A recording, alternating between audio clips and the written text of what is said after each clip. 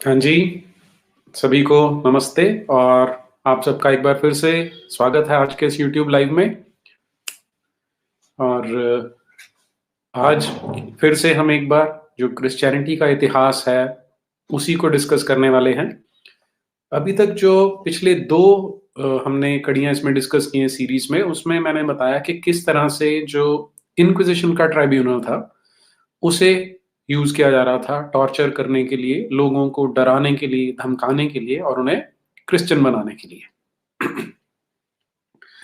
और ये सब हमारा जानने का, समझने का उद्देश्य एक ही है कि आज जब मिशनरी या इस तरह के लोग बाहर निकलते हैं, तो वो एक मुखौटा ओढ़ के आते हैं कि क्रिश्चियनिटी तो सदा ही लव की बात करती है, जीसस लव्स यू, इस तरह की चीज़ें लोगों को देखने को मिलती हैं।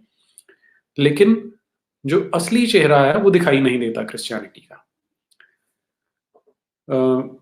बहुत सारे लोग ये जानते हैं कि जो कुरान है, उसमें बहुत सारा हिस्सा बाइबल में से लेके बनाया गया है, क्योंकि जो क्रूरता बाइबल में थी, उसी को कुरान में भी डाला गया है बहुत हद तक। अब इंक्विजिशन के 2-3 एलिमेंट्स हैं। एक एलिमेंट कि इस तरह के कानून बनाए गए, जो क्रिश्चियनिटी के अलावा बाकी सभी लोगों को प्रताड़ित करने के लिए बने थे।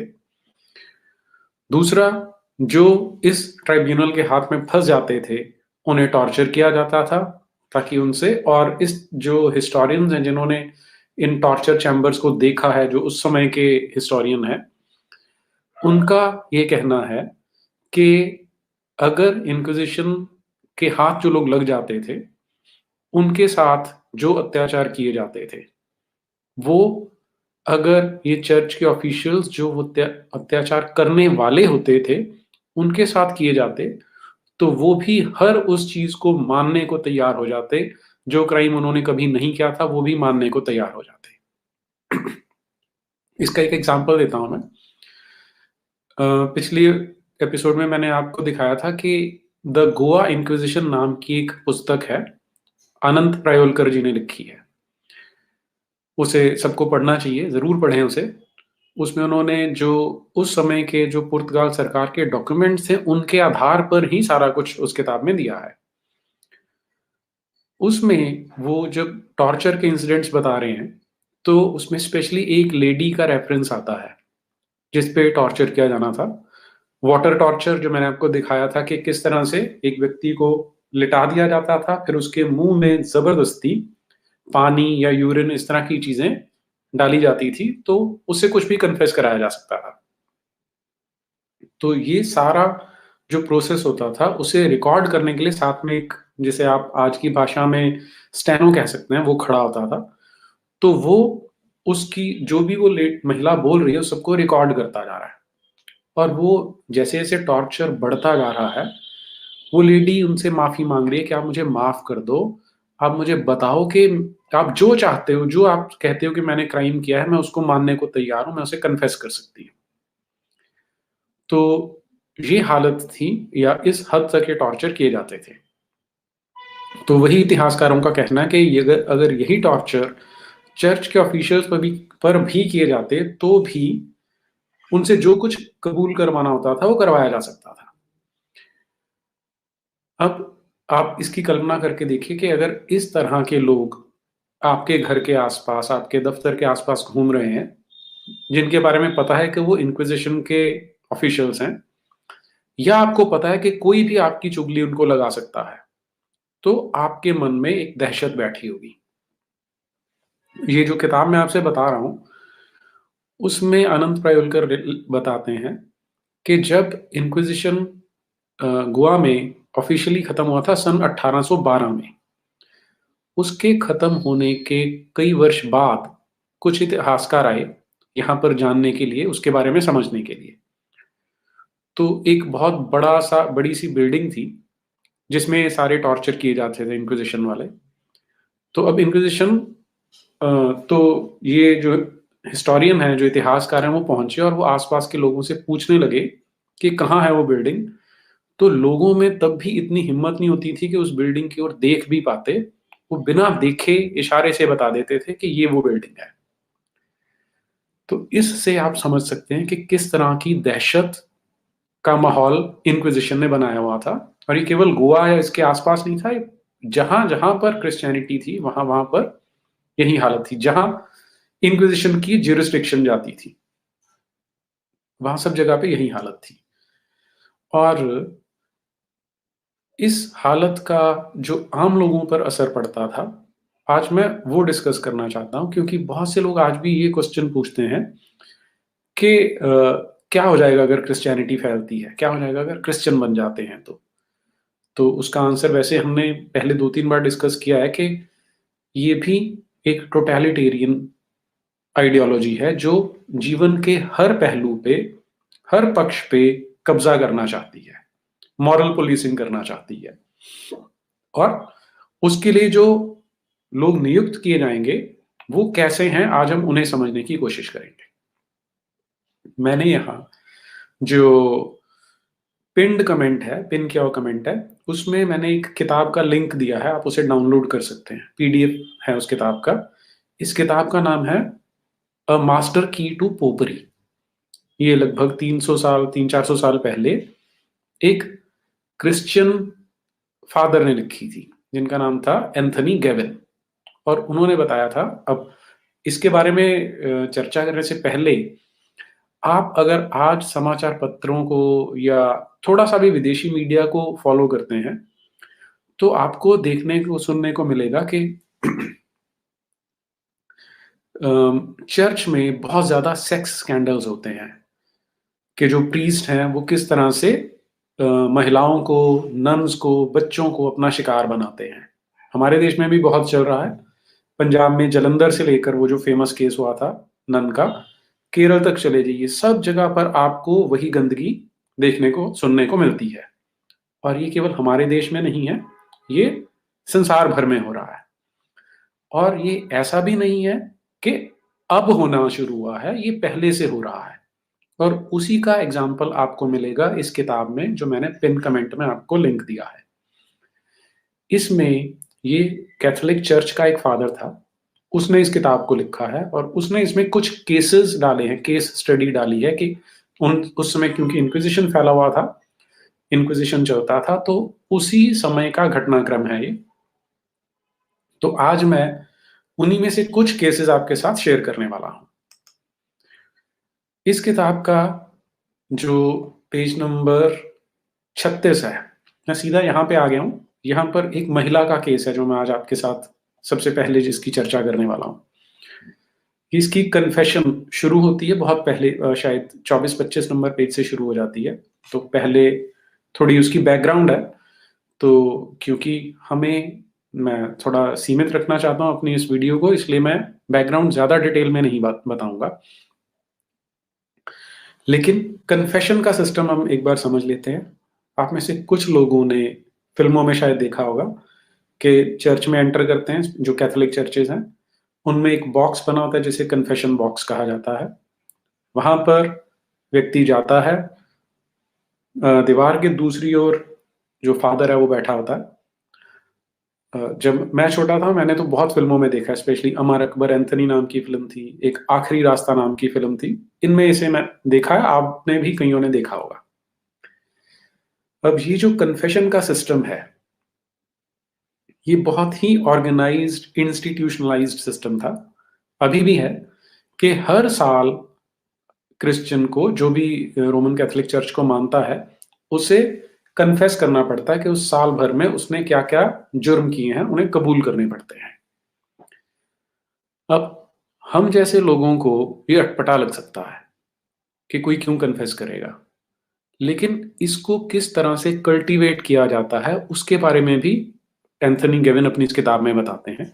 वो उसका एक एग्जाम्पल दे रहे हैं कि जब बच्चे छोटे छोटे होते हैं, 6 साल के, 7 साल के, 8 साल के, तब वो कन्फेस करते हैं। और क्योंकि इनोसेंट बच्चे हैं तो छोटी छोटी चीजें कन्फेस करेंगे, और उन्हें चॉकलेट देकर, कैंडी देकर प्रोत्साहित किया जाता है कि कन्फेशन करना बड़ी अच्छी चीज है। तो जब बचपन से ऐसी ब्रेन वॉशिंग, ऐसी एक कंडीशनिंग हो जाती है, तो फिर ये आदत बन जाती है और फिर लोग इसे क्वेश्चन नहीं करते हैं कि इसका कितना नुकसान हो सकता है। तो ऐसे क्वेश्चनिंग, ऐसे कन्फेशन सिखाई जाती थी। और एक एक इंसिडेंट वो बताते हैं कि एक बच्ची थी छोटी सी, शायद 8-9 साल की। वो कन्फेशन बॉक्स में से निकलती है और थोड़ी सी दूर उसकी माँ खड़ी है, तो वो भागती-भागती माँ के पास जाती है कि माँ, डीफ्लावरिंग क्या होता है? तो अब आप इसकी कल्पना करके देखिए कि वो जो पादरी दूसरी ओर बैठा था, ये मासूम सी बच्ची वहाँ कन्फेस कर रही थी। तो उसने संभवतः उसे कोई क्वेश्चन ऐसा पूछा होगा कि आपको डीफ्लावर किया गया है या नहीं किया गया? जो लोग नहीं जानते, डीफ्लावरिंग यानी जब किसी महिला से पहली बार शारीरिक संबंध बनाए जाते हैं। तो किस तरह का विकृत मानसिकता का वो व्यक्ति रहा होगा, आप इसी से कल्पना कर सकते हैं कि 8-9 वर्ष की बच्ची को वो ये सवाल पूछ रहा है।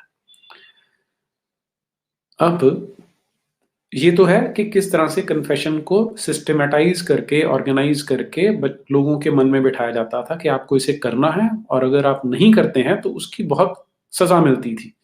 और फिर हर साल इसके लिए एक सर्टिफ़िकेट लेना पड़ता था कि मैंने कन्फेशन कर लिया है।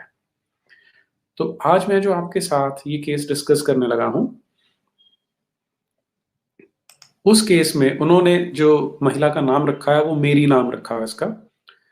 तो उससे जो कन्फेस करवाने वाला है, अब ये आपको ध्यान ये रखना है कि एंथनी गेविन ने जब ये किताब लिखी है, तो उसने चर्च के डॉक्यूमेंट्स के आधार पे लिखी है कि इस तरह की कन्फेशंस रिकॉर्डेड हैं, इस तरह के केसेस वहाँ पर आए हैं।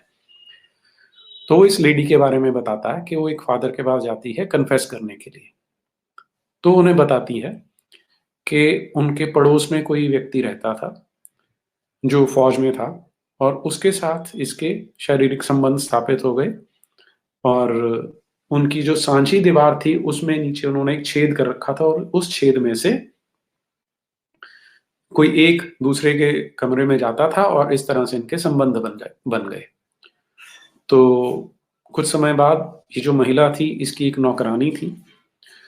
उसके संबंध वो साइड जो पड़ोसी व्यक्ति था, उसके नौकर के साथ बन गए। तो ये 2 जोड़े हो गए जिनके संबंध बने थे। अब फिर क्योंकि शारीरिक संबंध बने थे, तो ये महिला गर्भवती हो जाती है। तो और उधर वो जो व्यक्ति है, जो पड़ोसी था इनका, उसे फ़ौज के लिए जाना पड़ता है और वहाँ लड़ाई में वो मारा जाता है। तो जो कन्फेस करवाने वाला फ़ादर था, उसने पूछा कि अगर आपके साथ ऐसा हुआ था कि आप गर्भवती हो गई थी, तो फिर तो सबको पता लग गया होगा। तो फिर वो बताती है कि नहीं, ऐसा नहीं हुआ, क्योंकि मैंने गर्भपात करवा लिया था। तो जो कन्फेस करवाने वाला है, वो उससे पूछता है कि ऐसा कैसे पॉसिबल है? क्योंकि इसके खिलाफ तो बहुत सख्त कानून बना हुआ है कि तुम्हें इस तरह की दवाई मिल ही नहीं सकती। तो फिर वो बताती है कि ये दवाई मुझे मेरा एक कज़न है, वो एक फ्रायर है, यानी वो भी एक फ़ादर है किसी चर्च का, उसने ला के दी थी। तो बताती है कि ये जो मेरा कज़न है, वो हमारे घर पे आया करता था और एक दिन वो मेरे साथ कुछ बदतमीज़ी करने लगा। तो मैंने उसे कहा कि क्या तुम तो मैंने उसे अपनी समस्या बताई, तो और तो कोई दवाई लाके दे नहीं सकता था क्योंकि बैन लगा हुआ था और अगर कोई लाके देता था, तो इंक्विज़िशन उसे दंड देती थी। ये भी हमारे लिए एक सबक होना चाहिए कि किस तरह का सिस्टम बनाया जाएगा या जाता रहा है जब ये आइडियोलॉजीज़ रूल करती थी तो। एनीवे, तो अब ये जो उसका कज़न है, जो एक चर्च का फ़ादर है, जिन्हें हम बोलते हैं कि सम्मानित होते हैं, पादरी होते हैं, वो उसे वो इल्लीगल दवाई लाके देता है, जिससे इस महिला का गर्भपात होता है। फिर उसके बदले में ये अपनी ही इस बहन के साथ, अपनी इस कज़न बहन के साथ शारीरिक संबंध बनाता है। और केवल इतना नहीं है, फिर वो अपने बहुत सारे दोस्तों को लेके आता है और उनके भी संबंध इसे मजबूरी में बनाने पड़ते हैं, क्योंकि नहीं तो वो उसे धमकियाँ देता है। और इंक्विज़िशन से बड़ी धमकी क्या हो सकती थी, वो आप पिछले 2 एपिसोड जानने के बाद सोच ही सकते हैं कि उससे बड़ी कोई धमकी नहीं होने वाली। तो अब उसके बाद वो बताती है कि फिर से वो गर्भवती हुई और फिर से इसी फ़ादर ने उसे दवाई लाके दी। और यही हालत वो जो इसकी नौकरानी थी, उसके साथ भी हुआ। तो फिर वो जो नौकरानी थी, उसे भी यही जो फ़ादर है, वो वही दवाई लाके देता है, फिर उसके साथ भी शारीरिक संबंध स्थापित करता है। तो ये जो सफ़ेद चोगे पहनकर निकलते हैं, आपको इनकी सच्चाई यहाँ से समझ में आ जानी चाहिए। लेकिन कहानी यहाँ भी खत्म नहीं होती, अभी आगे चलती है। वो क्या करता है कि ये जो कज़न है इसका, जो इसके साथ और इसकी नौकरानी के साथ स्वयं भी शारीरिक संबंध बनाता है और अपने मित्रों के सामने भी इसे पेश करता है। फिर वो उसे कहता है कि तुम्हारे घर में जो कीमती चीज़ें हैं, वो मुझे ला कर दो। तो ये अपने पिता के घर में ही, क्योंकि वहीं रह रही है, वहाँ चोरी कर कर के सामान और पैसा अपने इस कज़न को ला-ला के देती है। और ये काम बहुत समय तक चलता रहता है। तो फिर जो कन्फेसर है वो उससे पूछता है कि फिर अब तुम क्या करने, अब क्या वो तुम्हें छोड़ रहा है? तो वो बताती है कि अब उसकी ट्रांसफ़र किसी और कॉन्वेंट में हो गई है। वहाँ उसका 3 साल का कोर्स है और वो वहाँ पर प्रोफ़ेसर ऑफ़ डिविनिटी बन रहा है। अब आप इसके अगर सरल सरल भाषा में ट्रांसलेट करेंगे, तो डिविनिटी यानी दिव्यत्व, हम उसे ट्रांसलेट ऐसे कर देते हैं कि दिव्यता का प्रोफ़ेसर बना है वो। तो आप उसका चरित्र देख सकते हैं और करतूत कैसी है वो देख सकते हैं, और उसको पोस्ट क्या मिले वो भी आप देख सकते हैं। अच्छा, फिर उसके बाद क्या होता है कि जो उसका एक दोस्त था, वो भी इनके पास आया करता था, क्योंकि इनका वो दुरुपयोग करता था, तो उसकी मृत्यु हो चुकी है, इसलिए अब ये महिला जो थी वो अपने आप को थोड़ा-सा ये पाती है कि अब मैं सुरक्षित हूँ, और इसलिए अब मैं चाहती हूँ कि मैं किसी कॉन्वेंट में चली जाऊँ, ताकि मुझे दोबारा से जब वो वापस आएगा तो मुझे फिर वो अपने शिकंजे में ना जकड़ ले। इसके अलावा वो और छोटी-छोटी बहुत सी चीज़ें बताती है कि मेरे मुझसे किस तरह से पैसे माँगे गए जो फ़ादर थे, क्योंकि मैंने बीच में कन्फेस करना बंद कर दिया, तो मैं पैसे दे के सर्टिफ़िकेट ले लेती थी। तो इस तरह का भी बताती है वो। और फिर वो बताती है कि अल्टीमेटली मुझे ये चोरी-चकारी जो करनी पड़ी, वो उसी पास्टर के, उसी फ़ादर के कहने पर करनी पड़ी। तो ये इंसिडेंट, हाँ, अब बहुत बार लोग ये सोच लेते हैं कि ऐसा कोई एक आधा इंसिडेंट होगा, इसलिए मैंने लिंक दिया कि आप पूरी किताब पढ़ के डाउनलोड कीजिए, उसे पढ़िए, फिर आपको पता लगेगा। अगले किस्से पे चलते हैं। इसी में पेज नंबर 41 पे आते हैं। यहाँ पर वो बताते हैं कि फिर से एक महिला है, जिसने सन 1710 में ये कन्फेशन किया था, जो अब उनके रिकॉर्ड्स में है और वहीं से इसको लिया गया है। तो वो क्या बताना शुरू करती है, वो थोड़ा और भी इंटरेस्टिंग है कि वो 16 वर्ष की थी, बड़े संपन्न परिवार की, और माता-पिता के साथ रहती थी, और एक फ्रांसिस्कन फ़ादर था, वो इनके घर में आया करता था, और इसके जो पिता थे, वो उसे बहुत सम्मान करते थे और उसकी बातें बहुत मानते थे। तो एक तरह से इस फ्रांसिस्कन फ़ादर का उनके घर पे बहुत सारा रोब चलता था। फिर एक दिन दुर्भाग्य से हुआ क्या कि इस बच्ची की, 16 वर्ष की जो बच्ची है, इसकी माँ मर जाती है, और उससे 1 महीने के बाद ही उसके पिता भी मर जाते हैं। तो और परिणाम ये होता है कि ये जो फ़ादर था, सारा कुछ उसके कंट्रोल में आ जाता है, कि इस तरह का कुछ वो अरेंजमेंट था कि सारा कुछ इसके कंट्रोल में होगा, और जो पिता था, वो क्योंकि इस फ़ादर पे विश्वास करता था, तो उसने अपनी जो वसीयत बनाई थी, उसमें कहा था कि उसने इसका कहना मानना है। तो आप में से बहुत से लोग, मुझे लगता है, अब अंदाज़ा लगा रहे हैं कि क्या होने वाला है, लेकिन वो बच्ची इसको बड़े विस्तार से बताती है कि मेरे साथ क्या हुआ। कि कुछ दिन बाद वो हमारे घर पे आया, और सामान का, क्योंकि उसने पूरी जो प्रॉपर्टी है उसका ध्यान रखना है, तो उसने कहा कि आज से वो इसी घर में रहेगा, और सबसे पहला काम जो करवाता है, पहली रात को ही, वो क्या है कि इस लड़की के कमरे में इसकी एक नौकरानी थी, वो भी सोती थी, क्योंकि संपन्न परिवार था तो कई नौकर नौकरानियां रखे हुए थे। तो वो उसके साथ सोया करती थी, तो इसने पहले दिन आके कहा कि इसका बिस्तर कहीं और लगाया जाएगा, उसे वहां से निकाल दिया। तो फिर रात का भोजन किया, और लगभग 1 घंटे के बाद वो इस लड़की के कमरे में आता है, और फिर पहले उसे प्यार से और फिर धमकाते हुए उसे वो करने को कहता है जिसके लिए वो उस कमरे में आया था। तो उस बेचारी को करना पड़ता है। तो इस तरह से अब ये इनके घर में रह रहा है और 2 महीने तक इस बच्ची का शारीरिक शोषण वो करता है। उसके बाद उस घर में जितना कुछ कीमती था, वो सारे का सारा पैक करके वो अपने कॉन्वेंट में ले जाता है और वहां जाने के 10 दिन के बाद उसकी मौत हो जाती है।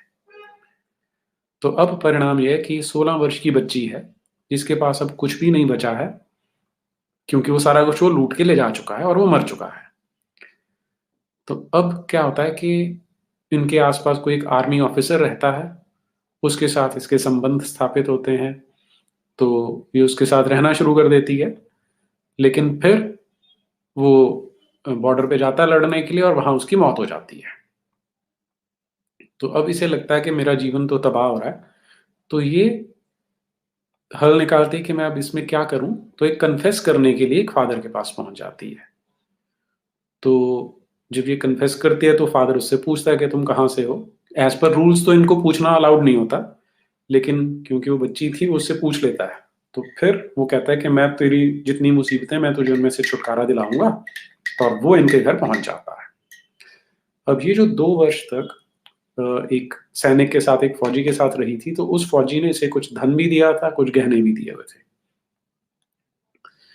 तो अब ये जो दूसरा फादर है, जो फादर साहब हैं, वो इसके घर पे आते हैं और सबसे पहला काम वो क्या करते हैं कि जितना कीमती सामान अब इसे मिला था, जो गहने थे, वो अपने कब्जे में ले लेते हैं और उसे कहते हैं कि मैं तेरे लिए एक अच्छी शादी की व्यवस्था करूंगा, ताकि तुझे अब फ्यूचर में कोई और समस्या ना आए।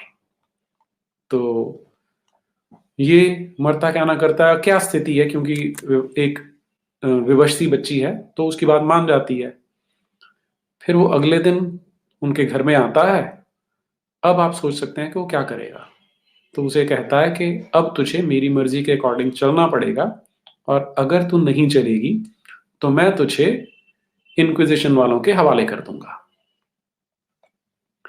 अब यहाँ आपको एक चीज बड़ी इंटरेस्टिंग जो याद रखनी है कि इंक्विजिशन जहां की जाती थी, इस ऑफिस का नाम था होली ऑफिस, पवित्र कार्यालय, होली ऑफिस, और जिससे सारा संसार डरता था। तो अब क्या होता है कि ये बच्ची अब उसके चंगुल में फंस जाती है, और फिर वही सिलसिला एक बार फिर से शुरू हो जाता है कि वो नए नए लोगों को, नए नए मर्दों को लेके आता है और इसे उनके लिए शारीरिक शोषण इसका सब लोग करते हैं। तो अब जो जो कन्फेस अब करवा रहा है, वो उससे पूछता है कि ऐसा कैसे हो सकता है कि अब इतने 3-4 वर्ष हैं, तुमने कन्फेस कैसे नहीं किया। तो फिर वो बताती है कि मैं क्या करती थी, थोड़े बहुत पैसे देके किसी फादर से कन्फेशन का सर्टिफिकेट ले लेती थी। तो फिर उसके बाद ये बताते हैं कि अब जो ये नया, जो दूसरे वाला फादर था, इसने उससे चोरियां करवानी शुरू कर दी। तो शारीरिक शोषण स्वयं तो किया ही किया, अपने मित्रों से भी करवाया, और उसके बाद फिर उससे चोरियां करवानी शुरू कर देता है। स्पेशली चर्च की जो प्रॉपर्टी है वो उससे चोरी करवाता है, उन्हें ये बेचती है, फिर वो धन वो अपने पास रखता है।